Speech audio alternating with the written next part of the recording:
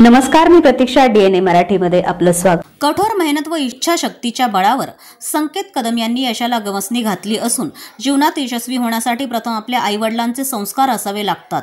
यश मिळवण्यासाठी अंगी आत्मविश्वास असावा लागतो. ग्रामीण भागात शिक्षण घेऊन IBPS सारख्या परीक्षेत घवघवीत यश संपादन करून चांगल्या मार्कांनी उत्तीर्ण होऊन संकेत कदम यांनी केंद्र सरकार विभागात क्लास 1 अधिकारी लेवलची पोस्ट मिळवून ग्रामीण भागातील विद्यार्थ्यांसमोर एक नवीन आदर्श निर्माण केला असल्याचं प्रतिपादन भाजपचे नेते तुषार वैद्य यांनी केले.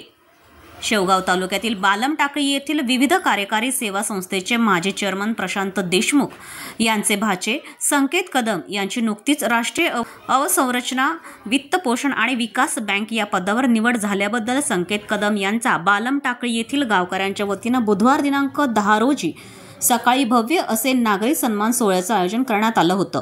यावेळी आयोजित कार्यक्रमात श्री वैद्य हे बोलत होते. कार्यक्रमाच्या अध्यक्षस्थानी शेवगाव कृषी उत्पन्न बाजार समितीचे माजी सभापती रामनाथ राजपुरे हे होते.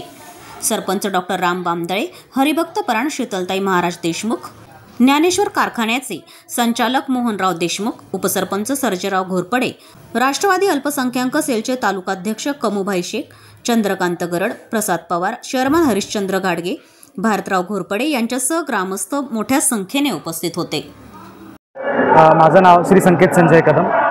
माझी निवड सध्या नाफेड या केंद्र शासनाच्या अखत्यारीत असलेल्या आणि रिझर्व्ह बँक गव्हर करत असलेल्या केंद्र शासनाच्या कंपनीमध्ये झाली आहे. माझी पोझिशन तिथे ॲनालिस्ट इन ॲडमिनिस्ट्रेशन अशी आहे. आणि केंद्र शासनाचे जे काही मोठे प्रोजेक्ट्स आहेत, नॅशनल हायवेज असतील, टनल्स असतील, उड्डाणपूल असतील किंवा धरणं असतील, या सगळ्यांना कंटिन्युअस फायनान्सिंग करण्यासाठी ज्या संस्थेकडून निधी उपलब्ध होतो अशी ही संस्था आहे. आणि त्यांच्या ॲडमिनिस्ट्रेशनमध्ये काम करण्याची संधी मला त्यांनी IBPS मार्फत घेतलेल्या परीक्षेतून मिळाली आहे. या यशात सहभागी असणाऱ्या माझ्या सर्व कुटुंबियांचा, आप्तेष्टांचा आणि मित्रांचा मी काय ऋणी राहील. धन्यवाद.